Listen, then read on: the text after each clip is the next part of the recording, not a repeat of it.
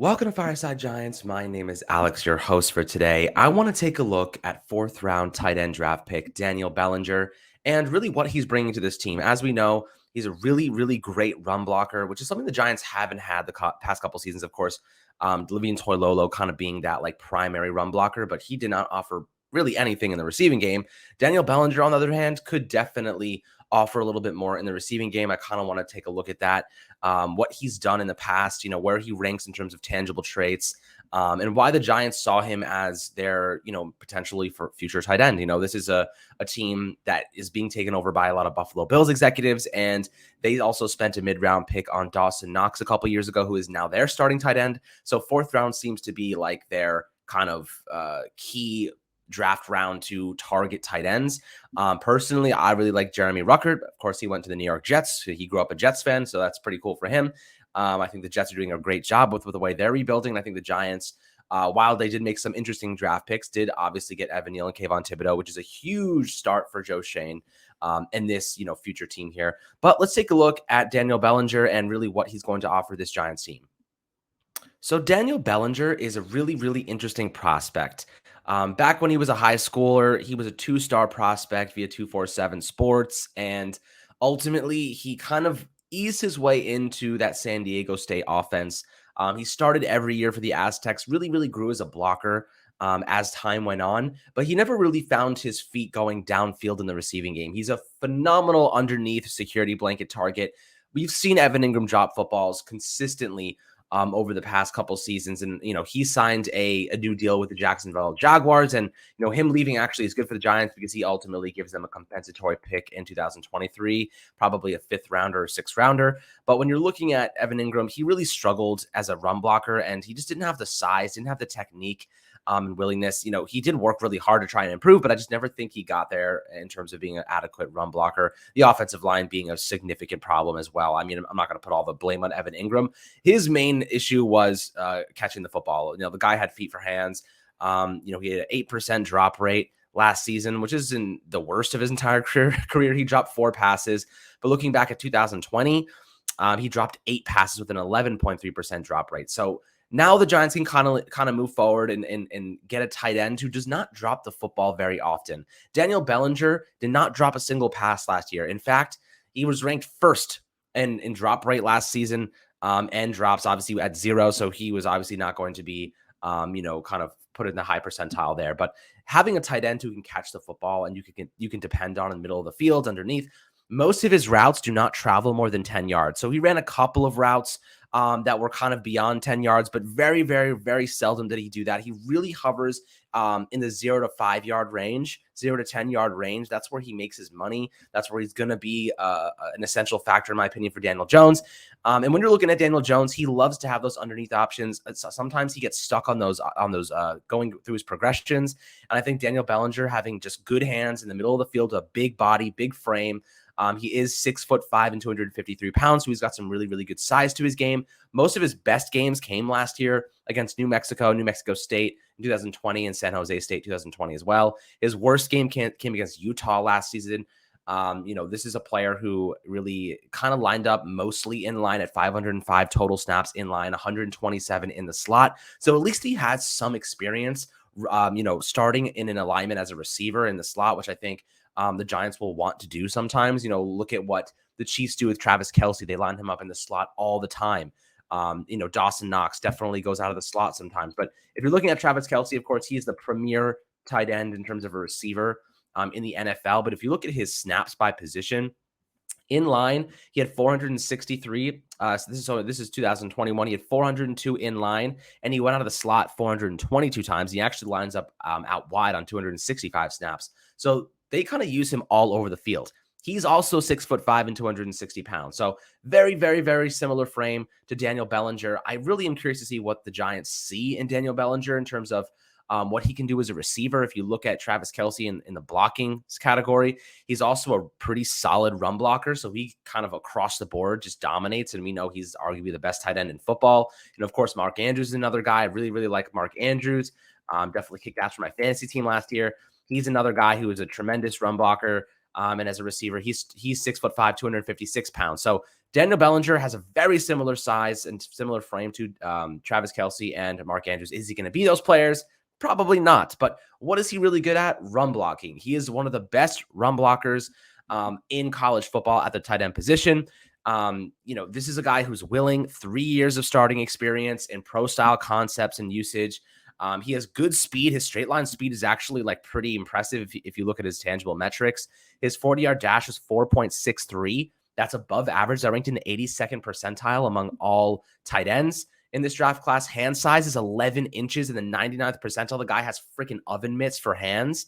That's really, really great for Daniel Jones. In terms of Evan Ingram kind of having like below average catching ability, I think his hands were a little small. Daniel Bellinger, on the other hand, this dude has freaking oven mitts for hands. He does not drop the football. You throw that thing his way, it's like catching a baseball for him with a glove. It's insane. Arm length is below average in the 40th percentile at 32 inches and 63. So like this is a guy who has big hands, not the biggest wingspan, but you don't really need the biggest wingspan. He has such a great frame as well at 6'5", 253. 20-yard shuttle's a little bit disappointing at 4.44, ranked in the 41st percentile. His broad jump, however, 93rd percentile at 10.5 feet. This is a guy who also ranked in the 77th percentile above average in the 3-cone drill. So there aren't many like weaknesses, like overall weaknesses to his game. He's not the quickest guy. Like when you're looking at him as a route runner, I'm going to throw on some Senior Bowl highlights for you so you can kind of take a look at what he did in the Senior Bowl. But when you look at him as a pure player, he's a good blocker, really good hands, really good hand size. He does not drop the football. He had a 4.3% drop rate in his entire collegiate career. So that's a really, really good number that I'm sure a lot of Giants fans are going to love. Overall, not a ton of weaknesses to his game, but a lot of development left to go, especially as a receiver, right? He does not go down the field very often. You'll see in the Senior Bowl clips here that he does have some nice receptions. But let's dive into the clips and kind of take a look at what he has to offer in live action. So let's dive into Daniel Bellinger's Senior Bowl film here. Shout out to Scout Kennedy for dropping this on socials. And right off the bat, you're going to see a nice little out route, heavily contested. Daniel Bellinger comes down with a catch. This is tough, man. The defender's right there. He's got to make that play. But the concentration from Bellinger to haul this pass in while he's falling to the ground with a guy on his back, hell of a catch. This is something that we have not seen from tight ends on the Giants very often. Every now and then, Evan Ingram will come up with this insane one-handed catch, but like overall, he did not make contested catches like this. He often dropped these. Daniel Bellinger with those 11-inch oven mitts for hands comes down with this catch. Tremendous concentration and great body control from Bellinger here to showcase his receiving abilities. Here we're going to see him off the edge. So this is going to be, I believe, a rollout from the quarterback to the right side. He's going to kind of take off running here. And Daniel Bellinger pushes this pass rusher inside, gives his quarterback some room, and then gets out to the second level and really holds down this block. So this is a really nice play here from Bellinger. So right here, he's like, oh, okay, so my quarterback's running. What can I do to help him not get caught from behind? I think this is a really smart play from Bellinger. Just looking at it like as a base value, like how many times do we see defenders come up from behind quarterbacks and punch those balls free?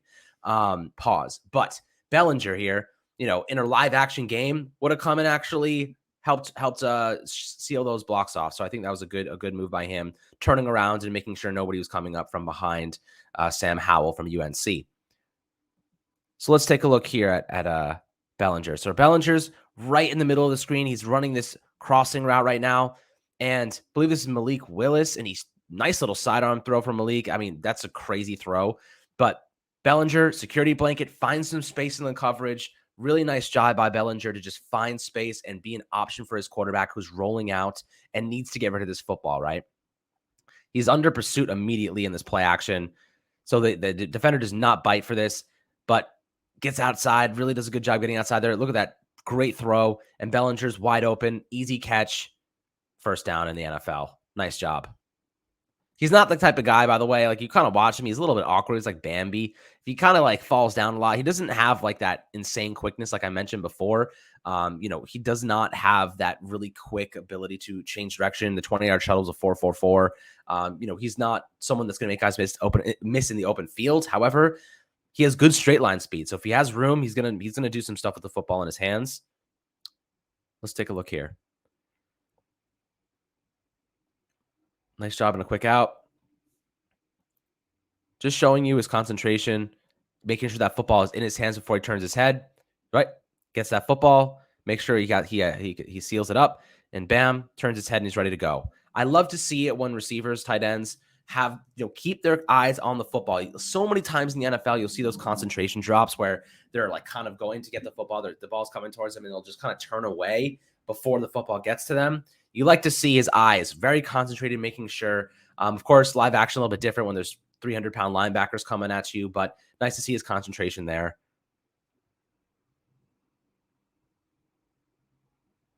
Nice little deeper route. Good hands. Turns upfield. Downfield, little seam route. Beautiful. I mean, you can see the guy just catches the ball so naturally. You know, like just let's try and slow this down right here. So eyes on the ball. Bam. I mean, look how easily he catches that. Whenever Evan Ingram tried to catch the ball, it looked like he had stone hands. It would just hit his hands and bounce off. He was always like jumping a little bit. I like how Daniel Bellinger kind of catches this without the little hop step that Evan Ingram used to do. And it's like right in stride, bam, good to go. It's very natural. He looks very natural catching the football. Of course, like this is simply just like Senior Bowl highlights. He's in shorts. So like we'll see how this translates to the actual football field. Anybody could do this. But I will say I do like Daniel Bellinger as a prospect. I did not see the Giants going with him. He kind of came low key. There may have been a couple other options I would have preferred. I think Jelani Woods is a guy that I really liked. And of course, like I said, Jeremy Ruckert was my top guy. I really, really like Jeremy Ruckert. But looking at Daniel Bellinger, I think that immediately he's going to provide you good value in the run blocking game, and he's a good security blanket underneath. Let him develop. I could see him end up starting for the Giants as a 4th-round pick at tight end. So like that's a really good sign. I think he can become a good starter for the Giants moving forward. And I'll also throw in that having Andy Bischoff as the new tight ends coach, he developed Mark Andrews. He worked with Ricky Seals-Jones in Houston, or rather Jordan Akins in Houston. So they do have some experienced guys. The coaching staff seems to be a lot better in terms of who they've worked with and really helped develop. So hopefully Andy Bischoff can get the most out of Daniel Bellinger. I'm really curious to hear what you guys have to think about Bellinger and his development, what you think he can accomplish in his first year. Do you think he'll start? Do you think Seals-Jones will get the majority of starting snaps? When you look at him, do you see a guy who do you think could be a really high-end receiver, or do you think he's more going to end up kind of being more like a Levine Toilolo, who's a really great blocker, but he's not a great receiver? Curious to hear your thoughts after taking a look at this and kind of hearing what I have to say about his tangible traits. He's also a great dude, apparently. Like, he's just a good overall guy, works really hard, puts his head down. Like, that's the kind of guys that Joe Schoen has been looking for in Brian Daboll. So hopefully they can get the most out of him, guys. Really curious to hear your thoughts below on the YouTube comments. Much love as always. And make sure to like and subscribe. I'll catch you guys on the next Fireside Giants episode.